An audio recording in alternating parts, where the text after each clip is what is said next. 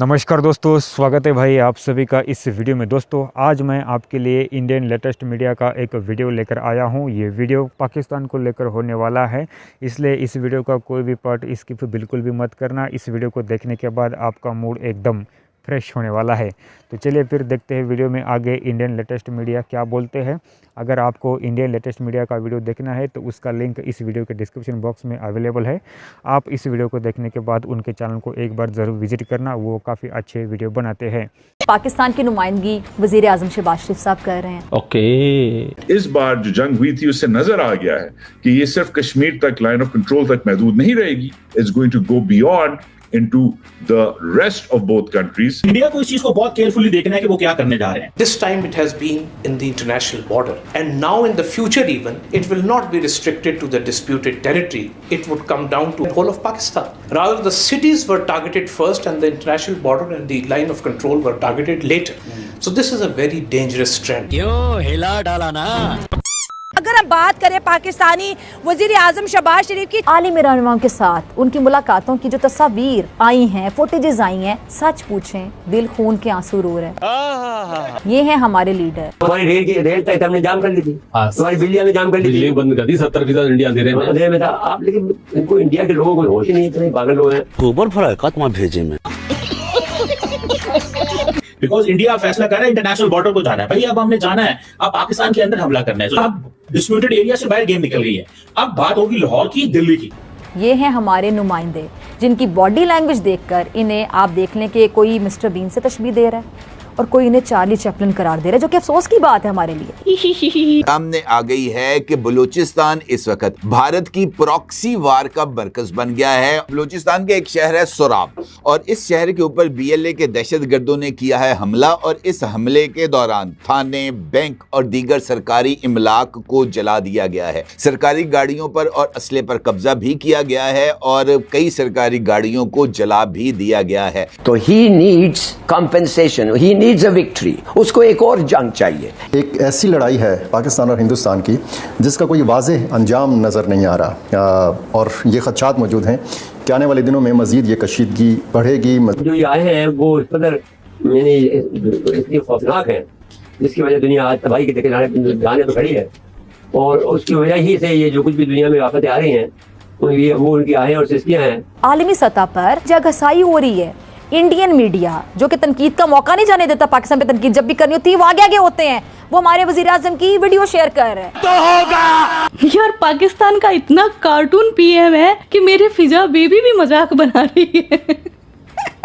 फिजा, ये तुम्हारा prime minister नहीं, ये जीता जागता कार्टून है, और इसको बैठाया इसलिए जाता है कि ये पाकिस्तान की जितनी ज्यादा इंसल्ट कर सके उतना करे, और जितना ज्यादा ये पाकिस्तान को बेइज्जत नंगा करेगा उतने ज्यादा इसको भीख मिलेगी।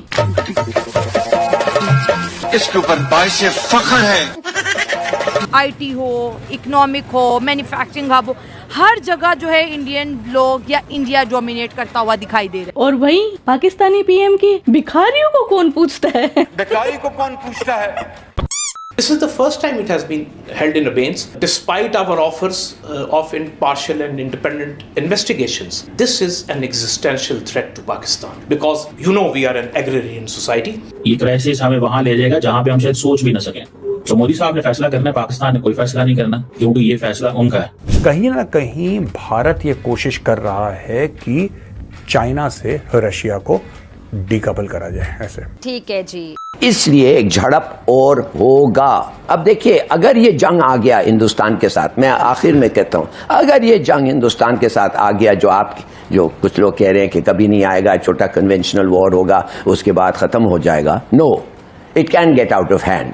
मैं नहीं कहता कि होगा, but it can get out of hand. उस वक्त आप किधर खड़े रहेंगे अगर आपका मुल्क डिवाइडेड है? मेरे ख्याल में झड़प इज एब्सोल्युटली ऑन, ये होगा। अब आपको मैं बताता हूं, ये जो डेलीगेशंस भेजा है मूडी, ये इसलिए नहीं भेजा कि क्यों हम हार गए, ये इसलिए नहीं भेजा कि नहीं हम नहीं हारे, ये इसलिए उसने भेजा है कि हम जब लड़ेंगे इन द फ्यूचर, आप लोग प्रिपेयर योरसेल्फ, मत कहें कि आपको पता नहीं था। मैं डेलीगेशन भेज रहा हूं आपको बताने क्यों हम लड़ेंगे। इन लड़ेंगे का मतलब है क्यों हमारा और पाकिस्तान का झड़प है। और इम्प्लाइड इन इट और रहेगा। हर जलसे में जाकर कहते हैं मैं पाकिस्तान पे हमला करूंगा, मैंने 3 दफा घुसा, मैं ये किया वो किया। इस वक्त पूरी की पूरी बैनुल-अक़वामी दुनिया नरेंद्र मोदी की इस वॉर रेटरिक को अंडरस्टैंड कर रही है। उनके डिफेंस मिनिस्टर कह रहे थे कि अब हमला नेवी करेगी।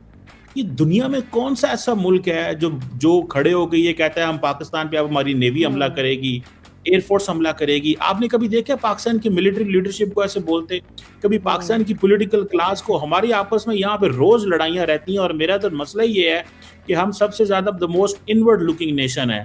हमारे लीडर्स, हमारे पॉलिटिशियंस कभी इस तरह की बातें नहीं करते जिस तरह के आप देखें वहाँ पे पॉलिटिकल क्लास बोल रही है, मिलिट्री हुकूमत को कह रही है कि तुम हमें state of the art weapon लेके दो, हमें स्टेल्थ जेट्स लेके दो, तुम हमें आत्मनिर्भर पर भारत पे लगा दिया है, इंडिजिनस डेवलपमेंट होनी कोई नहीं है, इंडिजिनसली वेपन्स हमें या जहाज मिलने कोई नहीं है।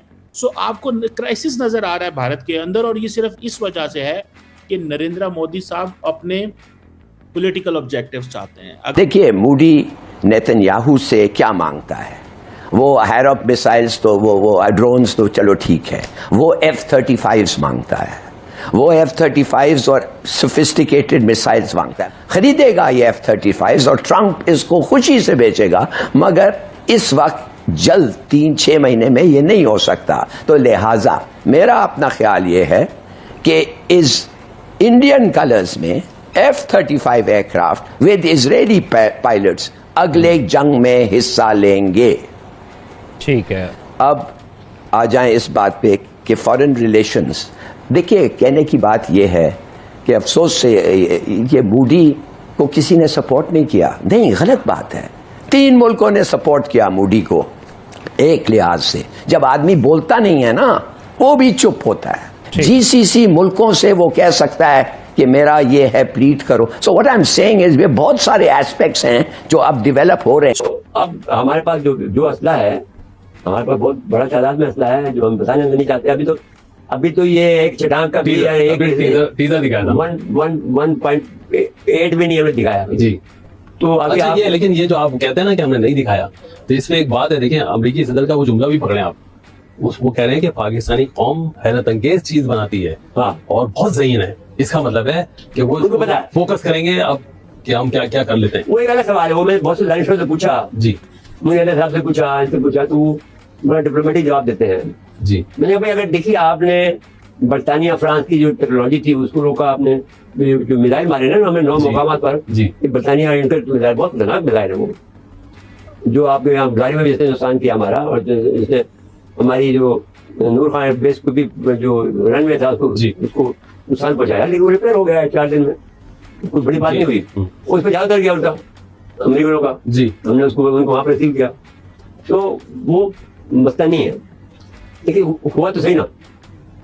तो लेकिन उनको फिर बाद में फिर वो जो बाकी रोक ली, बाकी हमने जी, एक सिर्फ गाड़ी को नहीं रोक सके, 4 गाय थे मिसाइल, हमने 3 रोक ली, एक नहीं रोक सके। लेकिन उनको रोकना भी कमाल की बात नहीं है आपकी। आपने बरतानिया की टेक्नोलॉजी को हराया, आपने फ्रांस की टेक्नोलॉजी को हराया, आपने रूस की टेक्नोलॉजी को हराया, तो कौन आदमी आपसे खुश होगा? वो कहेगा ये तो गरीब कमाल के लोग हैं जी। तो अब वो बात ये नहीं है, बात ये हुई कि अल्लाह ताला ने बहस ही चल पड़ी है कि इंडिया से पैसा कहाँ से, इंडिया से पैसा कौन छीने। रूसी कहते हैं कि हमारा सुखोई 57 ले लो, वो ये कहते हैं कि इनके में चाइनीज पार्ट लगे हुए इसके अंदर जो जाम कर दिए जाएंगे किसी वक्त भी, तो क्या वो अमेरिकन केवल जाम नहीं कर सकेंगे हम जी? ये ना तुम्हारे सारे जाम, तुम्हारी रेल तक हमने जाम कर दी थी, तुम्हारी बिजली में जाम कर दी थी, बंद कर दी, 70% इंडिया अंधेरे में था आप। लेकिन इनको इंडिया के लोगों को होश ही नहीं है, पागल हुए हैं, वो भी तो समझते हैं। अच्छा, मैं ये कह जाता हूँ अच्छा वो वहाँ गए, फिर अजरबैजान गए, कोई 57 ले लो, वो ये कहते हैं कि इनके में चाइनीज पार्ट लगे हुए इसके अंदर जो जाम कर दिए जाएंगे किसी वक्त भी, तो क्या वो अमेरिकन केवल जाम नहीं कर सकेंगे हम जी?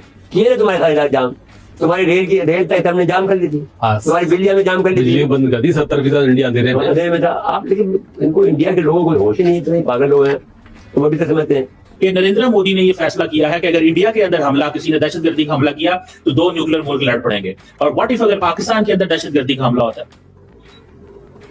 तो फिर क्या होगा? अगर पाकिस्तान के अंदर दहशतगर्दी का हमला होगा तो फिर भी तो लड़ सकते हैं ना। सो पाकिस्तान भी तो कह सकता है कि दहशतगर्द जो है वो इंडिया के अंदर मौजूद है और हम फलां शहर में हमला करने लगे हैं। पॉसिबिलिटी, क्योंकि नरेंद्र मोदी साहब ने एक नया बेंचमार्क सेट कर दिया है। कह रहे हैं वहां पे रेकलेसनेस है, वो कहते हैं हमने हमला करना है, और पाकिस्तान की साइड पे क्या है कि क्राइसिस मैनेजमेंट है कोई नहीं है। तो जब क्राइसिस मैनेजमेंट ही कोई नहीं है, जब एक दूसरे को बात ही नहीं करनी उन्होंने, जब डायलॉग है ही नहीं है, थर्ड पार्टी को नहीं है, बायलैटरल कंसल्टेटिव मैकेनिज्म नहीं है, तो फिर क्या होगा? तब तक वो चेयरमैन कह रहा है, जनरल कह रहा है कि तब तक बहुत नुकसान हो चुका होगा, क्योंकि अब है weapons, cruise missile, ballistic missiles, इतने बड़े बड़े वेपन्स हैं कि वो कह रहे हैं इतना नुकसान हो चुका होगा कि इंटरनेशनल कम्युनिटी के आने से पहले ही, इंटरनेशनल कम्युनिटी के इंटरवीन करने से पहले गेम बदल चुकी होगी इस खिते के अंदर। And I would say that damage and destruction may take place even before that time window is exploited by the international community.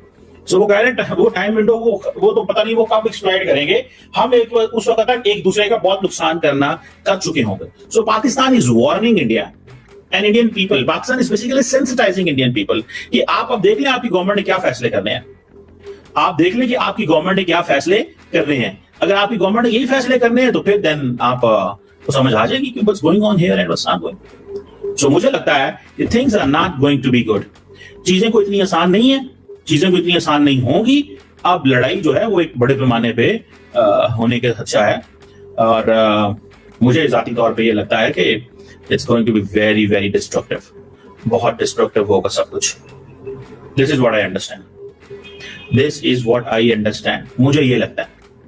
और इंटरनेशनल कम्युनिटी भी देख रही है, इंटरनेशनल कम्युनिटी को भी समझ है कि हमने कैसे बिहेव करना है और कैसे नहीं बिहेव करना। तो ये था आज का वीडियो, आपके क्या थॉट्स है वो कमेंट सेक्शन में बता देना। और हाँ, ये जो पाकिस्तान का पीएम है, जोकर, कार्टून, मिस्टर बीन्स, जो भी, इसके लिए एक संस्कारी गाली जरूर देना अच्छा लगेगा। तो आज का वीडियो बस इतना ही। आप अपना ख्याल रखना। जय हिंद, वंदे मातरम, भारत माता की जय। यो किट्टू भाई, यो किट्टू भाई, जय श्री राम।